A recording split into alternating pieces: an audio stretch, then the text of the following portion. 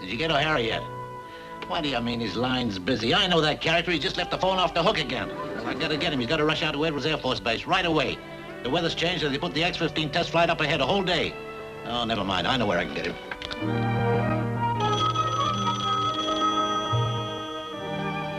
Will somebody get the phone? Hello? You're just visiting, Annabelle. Hello? Oh, good morning, Mr. Burns. Uh-huh. Yes, sir. I'll tell Tim right away. Angela, halt. Mother, you're not in the waves anymore. I've got to wake Tim up. Oh, I'll wake him up, Aunt Laurelie. Oh, Annabelle, dear, you'll not only wake him up, you'll shake him up.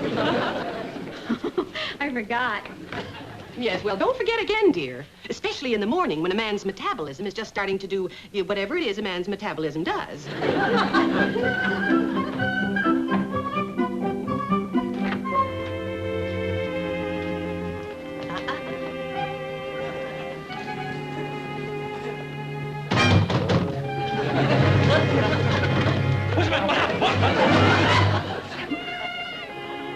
You see, girls, he's wide awake. It's best to be brutal. Tim, your editor called, and he wants you to cover the flight of the X-15. It's been moved up a day. Thanks, Angie. Annabelle. Now, that's what I was telling you girls about a man's metabolism. Tim, get dressed.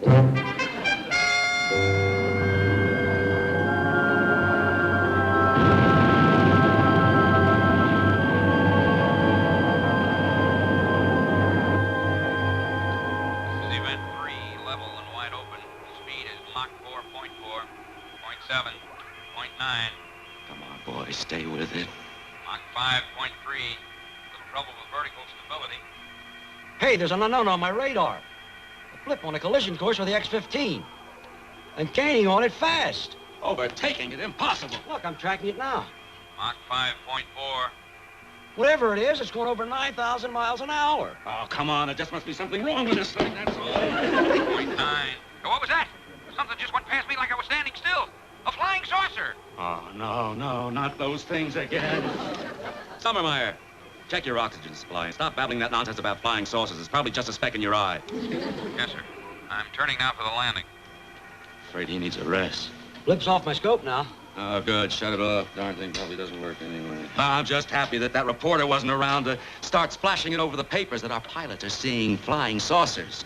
And the radar's picking up stuff that isn't even there. Maybe it was a meteorite or a piece of a satellite. Yeah, maybe.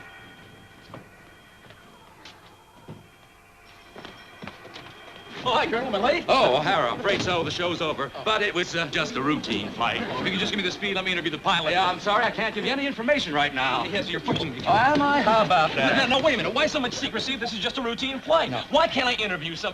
Why are you sweating in an air-conditioned room? Now, what happened?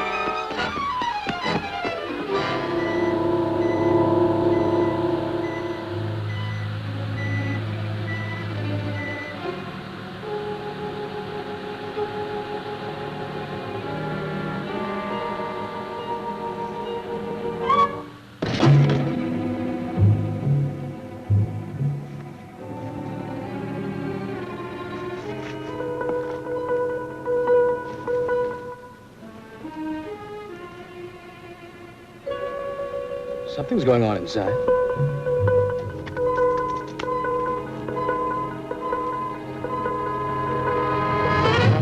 Are you through?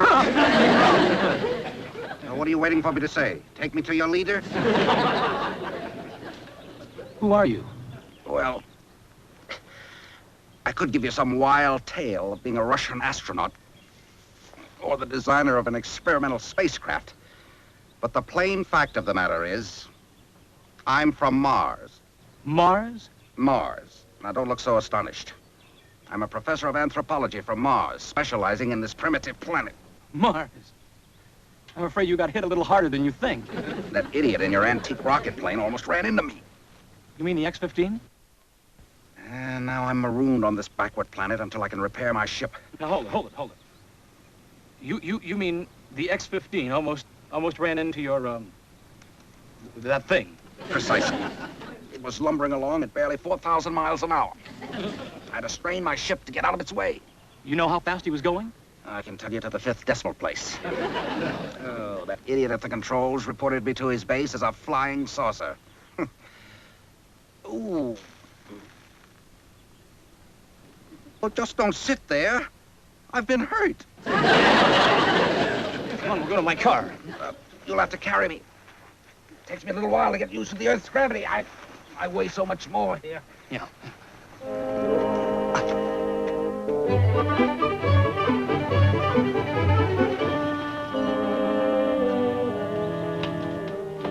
Well, it isn't Mars, but it's Tone. Now, the question is, how are we going to get you inside without Mrs. Brown spotting us? Just give me a second.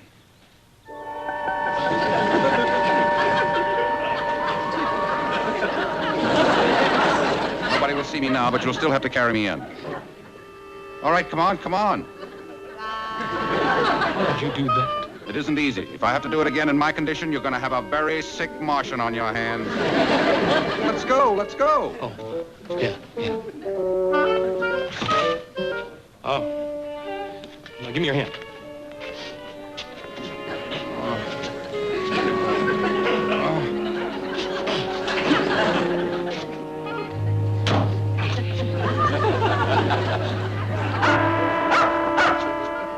Oh, no. Scram. Beat it. Go away. I'll take care of him.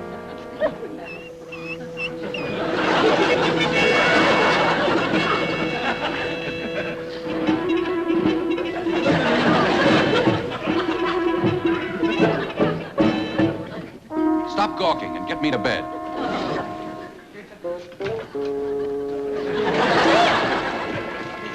What in the world are you doing? Well, it's kind of a charade. I'm pretending I'm carrying an invisible man into the house.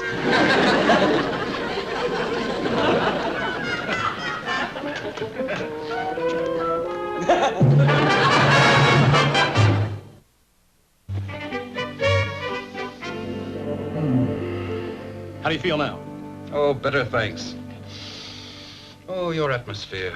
So rich in oxygen. It's like breathing in a thick chocolate malted milk.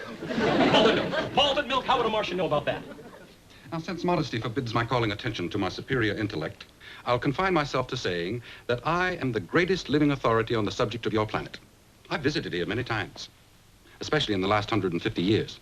150 years? How old are you? Let's just say I'm approaching the prime of my life.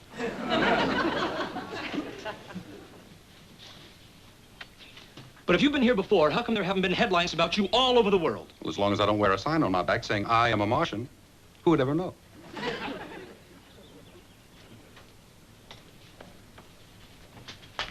And no one you met ever suspected? Not even Thomas Jefferson. And he was a fairly bright fellow. For a native, that is. You know, you Earth people are handicapped. You only use a small portion of your brain. We Martians use all of ours. I can't believe it. The trouble is, you're too intelligent to believe it. You people baffle me. So illogical. So emotional. Earth's all right for a visit, but I wouldn't want to live here. Well, you've got to live here now, whether you like it or not. I'm afraid you're stuck. Only temporarily. I'll leave as soon as I can repair my spaceship, and no one will be the wiser but you. No. You're not leaving until I get a story on this and the pictures. I'm going to get the Pulitzer Prize for this. I'm sorry. But you're not going to be able to write that story. But I've got to write it. I'm a newspaper man. You wouldn't be for long. Nobody would believe you. Pick up the phone. Call your editor. Tell him you found a real live Martian. Go ahead. But it's the truth. No. They wouldn't believe you. I'll prove it. I'll bring them here and I'll show you to them. I'll disappear. And you know I can do it. Is that how a person from a superior planet shows his gratitude? I may seem ungrateful, but I believe I know what would happen. Suppose you did win the Pulitzer Prize. You wouldn't deserve it, and you wouldn't be able to live up to it. You'd be a one-day wonder, and that's all. And you wouldn't want that, would you? Incidentally, there's a very attractive brunette walking up your steps right now. Annabelle. How'd you know that? She's thinking very warm thoughts about you. How do you know that? You mean you can read minds? Unless there's a conscious effort to shut me out. For instance, I know exactly what you're thinking about the young lady. Oops. You shut me right out. That was personal. After all, I'm only human. But just remember, I'm more than human. Now, answer the door. If there's anything I hate, it's a smart alecky Martian.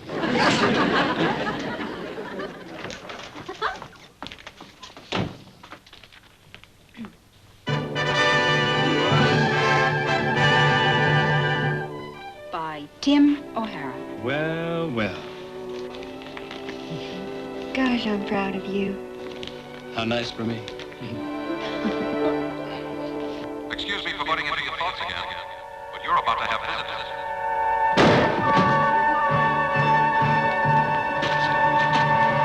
Hey! Hey, what is this? Murphy, the Air Force wants to know where you got your information on the X-15 flight. Who's this? Well, he's a Martian. What? Martin. That's his name. Martin, my uncle. My uncle Martin. He's here after a long trip, and he's not feeling very well. Let's go. No, hold it. What? Well, he might need something. So just help yourself, Uncle Martin. Oh, and here, you might need a little cash. I know you might be short. So, and the keys are in the car. Okay. Thank you. I may not be back by the time you leave, so well, it's been very nice seeing you. I hope you have a very pleasant trip and happy landing.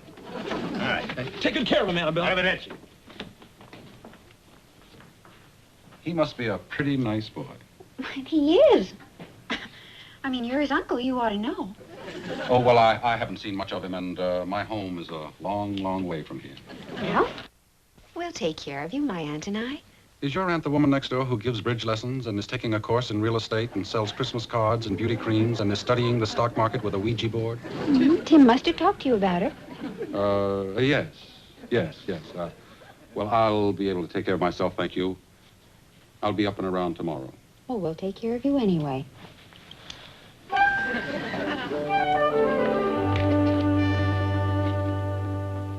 I said no interruptions until I call you back. I don't care who it is, nobody at all. And now, O'Hara, this is your last chance. Now, I don't care anything about this flying saucer jazz that crops up every year at the beginning of the hay fever season. But you are not getting out of here until I find out which one of my men is passing out information to the 5th decimal place. I refuse to reveal my sources of news. Why, you... Colonel, I've got to admit that I admire this young man's principles. What? And with your permission, I'd like to do something for him. For starters, I'd like to throw him in jail. I'd be very happy to look after him personally. Good. I'll drop by and see you. Every month or so. Well, let me call my attorney, please. Here you are, O'Hara. A lovely three-course lunch. Three-course lunch, it looks like hamburger. Oh, no. You got hamburger, coffee, and sugar. You got any words for the Colonel? Yes, I have several words for the Colonel. But I wouldn't use any of them in mixed company.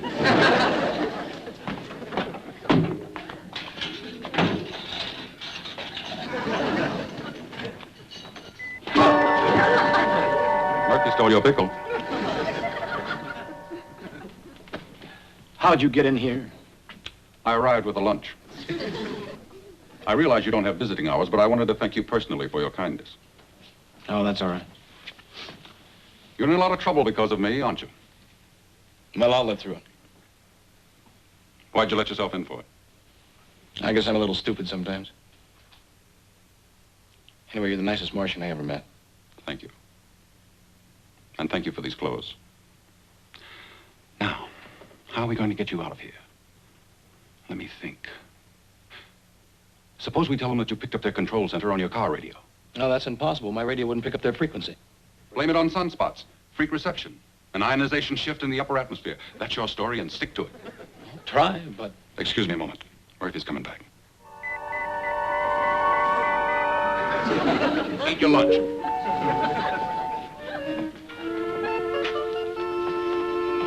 Excuse me.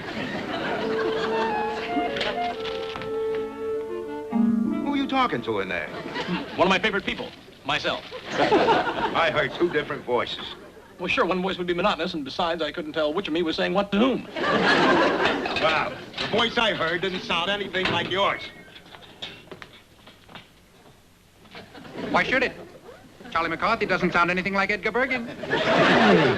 Hey, you're a ventriloquist, aren't you? I'm practicing throwing my voice while I'm eating. Hey, you know something? You're very good. Well, thank you. I thank you, too. We both thank you. Both at once. Fantastic. Yes. Well, that's enough for now. You don't want to spend too much time with the prisoner. Now, here you go. And next time, don't steal my pickle. What makes you think I'd do a thing like that? Your face. It's got pickle stealer written all over it. If you've got anything to say to the colonel, you let me know. Yes, I may do that. Goodbye, Tim. See you later. Station.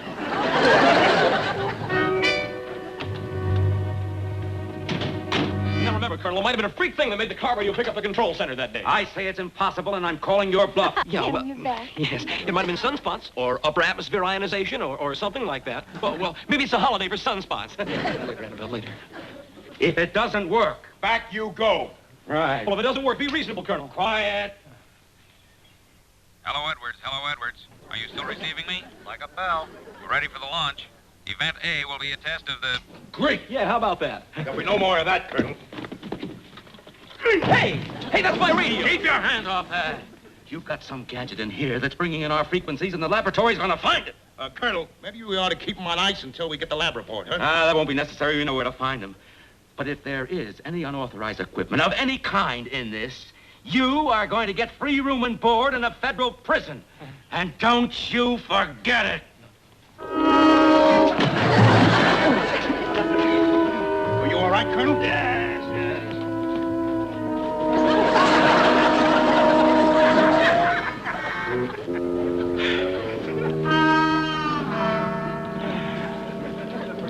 Well, we got all of it, Colonel.